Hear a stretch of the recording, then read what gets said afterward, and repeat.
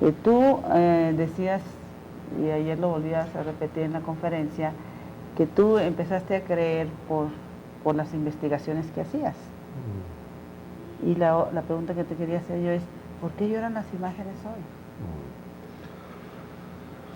Mi respuesta, yo no quiero que sea un ejemplo para nadie, porque yo pues tengo vergüenza de decir que he empezado a creer porque he visto, he tocado y he medido. La iglesia nos enseña de que hay que creer por fe, pero yo soy hijo del racionalismo, de la ciencia, del experimentalismo y me he educado en eso. Y entonces cuando empecé a ver que una imagen exudaba lágrimas y luego demostramos en otras imágenes, en varias y durante años en varios países, que ese líquido era sangre humana, etc. Y luego estudié las hostias que sangraban y estudié las apariciones de la Virgen y de Jesús.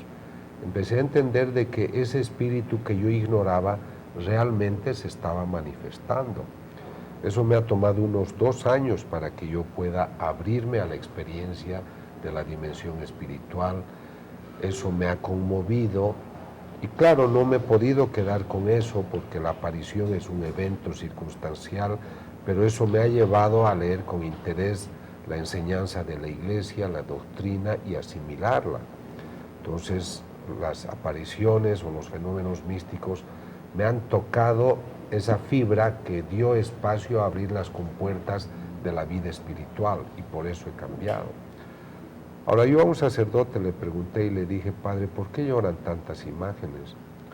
Y él me dijo, doctor, consulte una lectura, me parece que era de San Lucas, donde entra el Señor triunfante a Jerusalén y todos dicen, Hosana, bendito el que viene en nombre del Señor, y le recibieron pues de manera muy vehemente.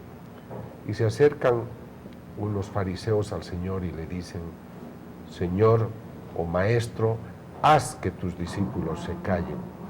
Y el Señor dijo, si mis discípulos se callaran, las piedras gritarán. Entonces yo creo, Brenda, que hoy las imágenes exudan sangre porque nos hemos olvidado de predicar el Evangelio, nos hemos olvidado de hablar de Dios, nos hemos callado. Y otra prueba que tenemos de ello es que del 33% hemos bajado al 16%. Ahí tienes una prueba de ese silencio. Entonces, como el hombre se calla, las piedras gritan. Y creo que esa es una respuesta que también se puede asociar a varios de los fenómenos modernos. El hecho de que me hubiera tocado la gracia de estudiar a pedido de un cardenal en un país de Sudamérica unas hostias que sangraron. Esa hostia nos han enseñado que el Señor está presente en la Eucaristía, con cuerpo, alma y divinidad como hace 2000 años. Eso nos enseña la palabra y a mí me sorprende que esa palabra se cumpla y que hoy tengamos la oportunidad de estudiar esa hostia que sangra, que se hace un tejido y tiene músculo del miocardio, igual que ocurrió con la hostia de Lanciano en el siglo VIII.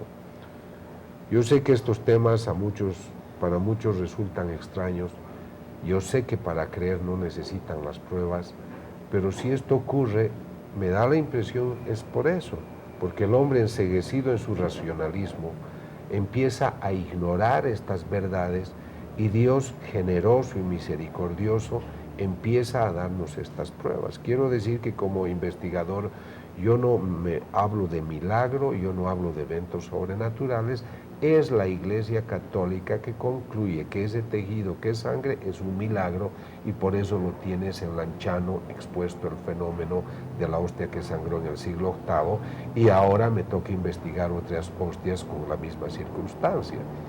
Entonces, creo de que el hombre racionalista pues tiene estas pruebas porque el Señor seguramente se basa en este fenómeno extraordinario para volver a llamar nuestra atención sobre esas verdades que nos ha dicho y que nosotros, bajo la filosofía, bajo la ciencia, bajo la socioteología, que a veces hay teólogos que someten su teología a la moda y a la sociología, pues queremos interpretar las verdades. pero el Señor va siempre defendiendo y por eso dicen, podrán pasar miles de cosas, pero mi iglesia va a prevalecer. Y Él se va a basar en todo lo que sea amoroso y sabio para reconducirlo al hombre al camino de la verdad. Antes, recordando años atrás, y es algo que hemos tratado aquí, Oscar, Elvia, con los sacerdotes que nos han hecho favor de acompañarnos, que éramos más creyentes, aun cuando no conocíamos mucho la palabra. La familia era una familia más orante, había más respeto entre los papás. De hecho, hablamos de que con la mirada te decían, entras, no entras, sales o no sales. Aun cuando la época de las misas en latín. O sea, había una fe de que Dios estaba. Y hoy en nuestros tiempos, los hijos te dicen, pues enséñamelo, yo no lo conozco. Tú hablabas de lo que es el testimonio y la importancia de que nosotros mismos testimoniemos la presencia del Señor. Pero también es válido lo que tú comentabas de que si no hemos sido testimonio suficiente, y esto es un proceso, y personas como tú, porque suele pasar también, no sé si ha sido tu caso, pero que entre la persona es más inteligente, razona más las cosas y dice, yo creo en lo que veo, ¿sí? Y te dice, yo a Dios nunca lo he visto. ¿Cómo llegar con los jóvenes de hoy que tienen una preparación y que tienen un entendimiento de querer ver y palpar las cosas? Cuando hacíamos el video sobre la Eucaristía, yo manifestaba de que el hombre que quiere creer no necesita pruebas para creer, pero el que no quiere creer, por más pruebas que le des, no le son suficientes para creer. Por eso yo citaba la otra vez y decía, el cerebro es como un paracaídas, solo sirve si se abre. Entonces la persona no necesita ser necesariamente inteligente, depende si su racionalismo se abre o no se abre. Si cuando me dijeron, doctor, hay una estatua que exuda sangre, ¿la puede estudiar? Yo que era ateo en esa época decía, no me interesa, esas son cosas de curas y de monjas. Yo habría perdido la ocasión de entender un fenómeno importante. Entonces, yo invito a todas esas personas que se llaman racionalistas, ateas, que se regalen la oportunidad de la duda, porque la duda nos puede abrir. ¿Y qué pasa si hay Dios? ¿Y qué pasa si estas mujeres dicen la verdad? ¿Y qué pasa si ese sacerdote realmente durante la misa está consagrando y viene Dios? Entonces, a mí una de las cosas que me agrada de la sabiduría humana, aunque tengamos panoramas delicados, es que el hombre tiende a crecer, a madurar y a hacerse más sabio. El gran anhelo de los filósofos griegos ha sido de buscar siempre la verdad, de buscar siempre lo que sea aquello que nos une a la divinidad.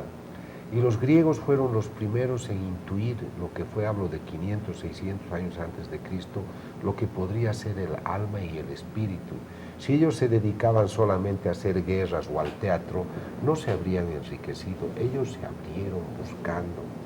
Me parece inmaduro hoy que el joven o el hombre mayor, por su supuesto racionalismo, te diga, yo quiero ver y tocar.